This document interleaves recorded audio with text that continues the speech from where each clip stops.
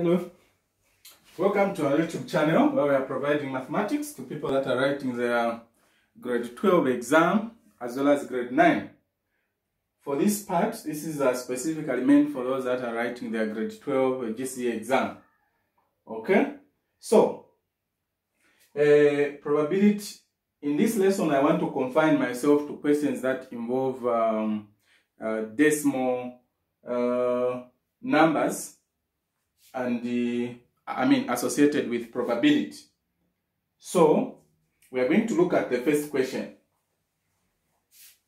and like I presented in the previous lesson, I said such questions, if you want, you can solve them either using a tree diagram or even without a tree diagram. You should be able to get the same answer, but sometimes a tree diagram does simplify the work, and for avoidance of making mistakes, it does well, or it helps.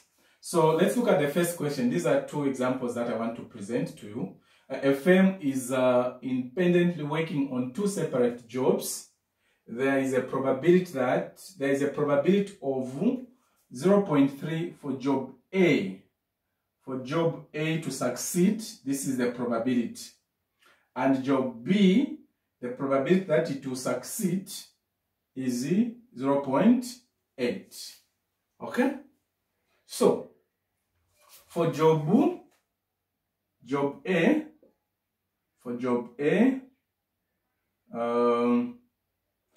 for jobs A and B, then success, and here not so.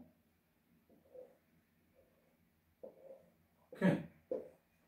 So, the probability that job A succeeds is 0.3.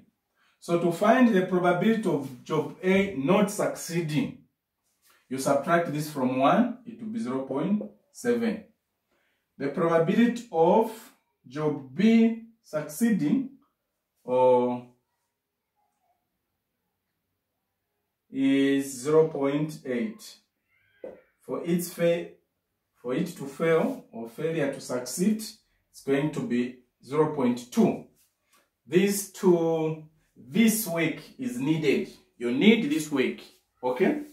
So, you're working on two jobs. You've got two projects that you're working on, and then you have been given that the probability that job A, or whether project A is going to succeed, is 0.3, and this one that's not going to succeed, you subtract this one from 1. Get it? The same thing on B. Okay? Let's make sure we work out on those things. Let's make sure that we work out on those things so that we don't have issues. All right. So, now, how do we answer the following questions? Like I did indicate that you can either use a tree diagram, or without a tree diagram, you should be able to get the answers. So, just to create maybe more space, let me get rid of this part which we have used. Okay, so we have used this part, so we can get rid of it.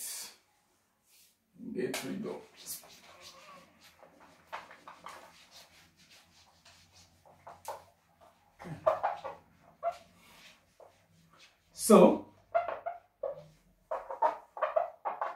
like I said, that you can use either probability, or you can answer it. You can use a tree diagram, or without a tree diagram, you should be able to answer it. So, let me just draw a tree diagram where I'm going to say this is for job A.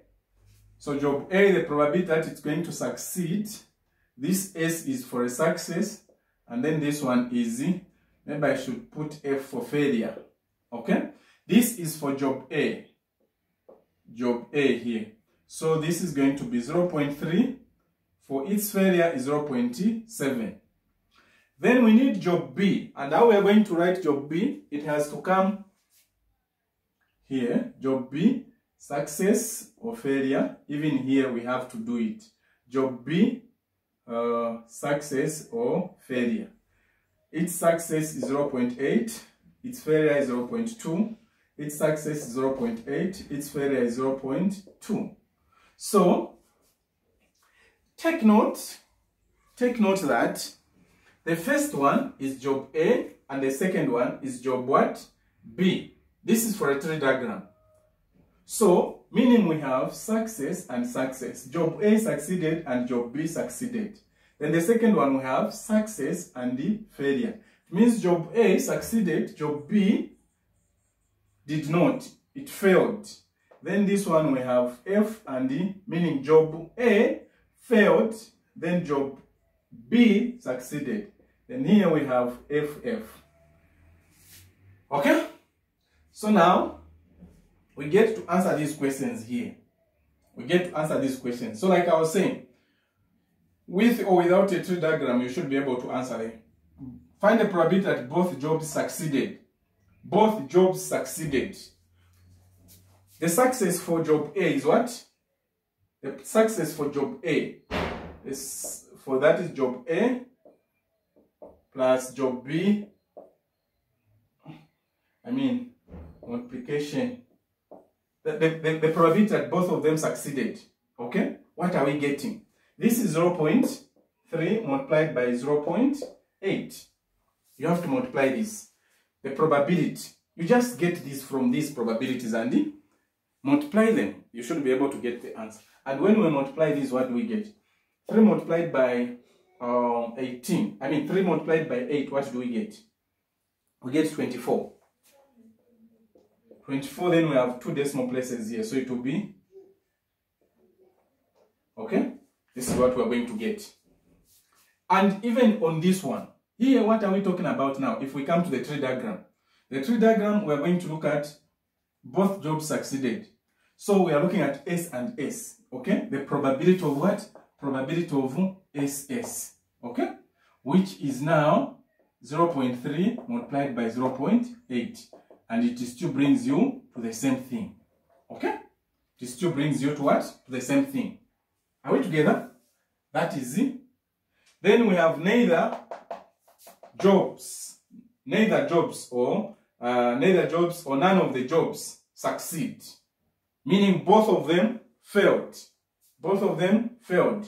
So it will still be, in terms of this one, we are saying both jobs what? Failed. So we have probability of F and F, which is, I hope you are following me, which is both jobs failed. These are probabilities of failure. So we have 0.7 multiplied by 0.2. What do we get? This gives us 7 multiplied by 2, we get 14. So this is the probability that both jobs did what? Failed. It's the probability that both jobs failed. Okay? It's the probability that both jobs failed. So we continue. So it's the same thing. If you are not using a tree diagram, you still come here. This one multiplied by this one. Those two must be able to give you the failure of both jobs. Okay? Then we have just one job succeeded. One of the jobs succeeded. And that job which succeeded hasn't been specified. Has not been specified. So what we are going to do in this case is we are going to have a case where one of the jobs succeed, the other one failed. And that we have not, it hasn't been specified which one failed and which one succeeded. If we had such a case like this one here, this one is a probability where job A succeeded and job B failed. So meaning, we are saying if they told us that job A succeeded and job B failed, we were going to multiply this one multiplied by this one. But here they just told us that one of the jobs succeeded, the other one failed. So what you can do is, if this one succeeds, then this other one failed. So you can have 0.3 multiplied by 0.4. If this one succeeded, it means the other job did what? Failed. Are we together? Then if this one succeeded here, if this one succeeded, which is 0. multiplied by this other one failed, 0.7. Okay? So you multiply these two. You multiply these two. What are you getting? This is going to give us 6. Okay? Then plus, here what do you get? What are we getting? 56. Okay? This is what we are getting there. And then you need to add those probabilities and getting what the answer is going to be. Now I'm bringing you, if you had done the tree diagram, it's going to be the probability of what? The success, the first one, the second one failed, or the probability of the first one failed, then the second one succeeded. Which is the same thing. This one multiplied 0.3 multiplied by 0.2 plus 0.7 multiplied by 0.8. It's exactly the same thing. What are we going to get here? We're still getting 0.06 plus this is giving us 0.56 plus we add, what do we get here? We're getting 2, then 6.0. So this is the probability that one of the jobs succeeded and the other one failed, without specifying which one failed and which one succeeded. Okay? This is what we are expected to find. Alright? This is what we are expected to find. So, okay, we still have one. Still have one question. So, remember what I'm emphasizing, that with or without a tree diagram, you must be able to get this. So I'm just trying to do both so that you see which one you are comfortable with. Okay. These things, this part comes in paper 2, so you're allowed to use a calculator for avoidance of making errors or when you're adding or multiplying. Even me here, I'm doing this thing without a calculator. I just don't have one, but you make sure that where I mention that these are paper 2 questions, you are free to use a calculator so that you get used to the calculator that you'll be using in your exam. So at least one job succeeded. At least one job succeeded. Remember, this was coming from the way it succeeded. At least one. One of them succeeded and the other one did not succeed. So it's the same thing like I was saying here. At least one job succeeded. Take note that if you are going for without a tree diagram, these we had already done for where one of them succeeded and the other one failed. And in this question we are saying at least one of them succeeded. It means we did not have a situation where both jobs failed to succeed. We did not have, that is what this question is telling us. So we just have a situation where one of them succeeded or both of them succeeded. So you just have to add a probability where both of them do what? Succeeded to this one. Okay? In terms of probability here, we are saying, in terms of a tree diagram, we are going to say at least this one qualifies because we have a success. The second one, which is F, qualifies plus P, F, then all these. Okay? Now, take note that when we simplified this part here, we just got these things here. This one gave us what? 0.06 plus this one, what did we get? We got 0.56. Okay? And when we added these two, we got 0. What did we get? What did we get? We got 62. I think we got 62. Yeah, because I brought this one here. This gave us 2 here. Then, yeah, I think we got this one. So, what I'm saying is that when you add these two, they are going to give us this one. And I remember on the first one, we had dealt with this one here. We dealt with this one. We multiplied this and that. What did we get? We had this one, 0.24. That is what we got. So we just have to add this 24. What are we getting? 6, 8. This is our probability. Okay? So it doesn't matter which way you're going. With or without a tree diagram, you should be able to. But a tree diagram sometimes does help you to avoid making a mistake. So it depends on which one you're comfortable with. The marker is interested in the... If the question hasn't specified that you draw a tree diagram, you can go either way. You should be able to get the answer that they want you to do. Okay? So that is basically what we are supposed to do here. So let's look at the second question. This question comes from a past exam paper for 2016, November, October 2016, except that in the exam here, it was, I think, a negative. I've just decided to change. There. Okay. So,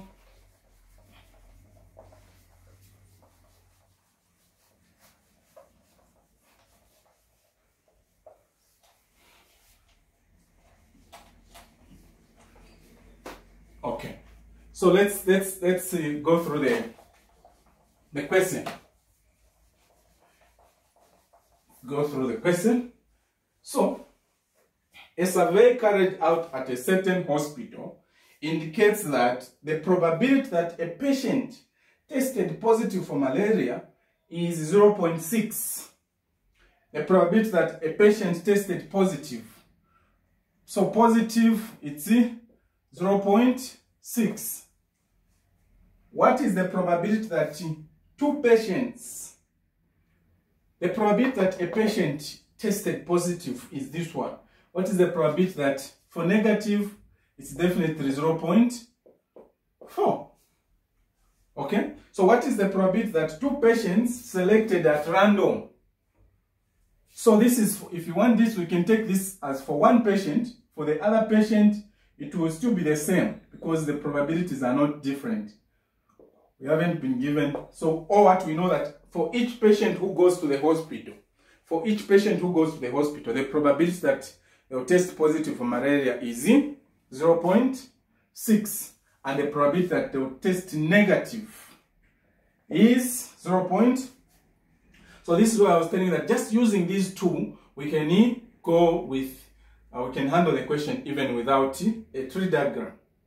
Okay? But for those that may be familiar and they want to use the tree diagram, there is no harm. We can also have this case. Okay? We can also have this case where we say for the first patient, this is 0.6, this is 0.4. For the second patient, it's the same thing. For this is for positive. This is for positive and negative. For positive and negative. 0.6 for 0.4 here. Okay? Then positive and negative. 0.6 and 0.4. So this is the probability that both of them will test positive. This is the probability that the first one will test positive. The second one will not test positive. The first one will test negative and the second one will test positive. Here, both of them will test negative. Just like here. This is positive, positive, negative, negative. So, what is the question saying? Find the probability that both patients test positive. I want to start with the last one because it's simpler. Both patients tested positive. It's P and P for both of them. Which is positive 0.6 for the first one, which is positive, has to be multiplied by the second one, which is the second one also tested positive. Okay? Both of them tested positive. So when we multiply this, what do we get? We get that 6. This is the probability that both of them tested positive, which is this one here, PP. Okay? Then the probability that one patient tested negative, the other one tested positive. They have not said that the first one tested positive and the other one negative. They just said one patient tested positive while the other tested negative. So, in this case, we are looking at these possibilities where the first one tested negative, then the second one tested positive. Or the first one tested positive, then the other one, the second one. The first one tested negative, then the second one positive. Or the first one tested positive, then the other one. So we need multiply this plus this. That's what you're going to get, which is positive the first one and negative the second one, plus the probability of negative the first one and positive. Okay? So we have this or this. Alright? This or this. A probability of where we have the first one being positive, the other one being negative, or the first one being negative and the second one being positive. So, in mathematics, under probability, or is always a plus and is a multiplication. So, this is the first one positive, it's 0.6 multiplied by the second one plus the first one 0.4 multiplied by 0.6.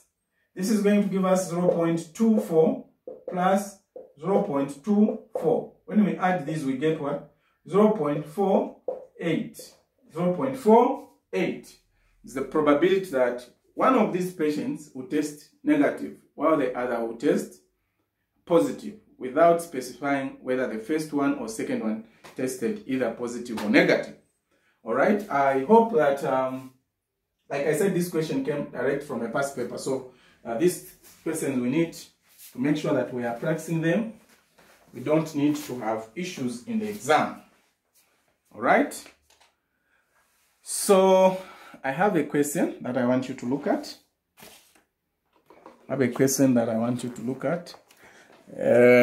This one. This question, just wait for me. This question here. Is it clear? Question 8. Question 6. Question 6. Then, let me give you also something. But it's for fractions. It's the same thing, but it involves fractions, which I presented in the previous lesson. I just liked the question when I saw it. Question 3a. Question 3a. The process is purely the same. Question 3a.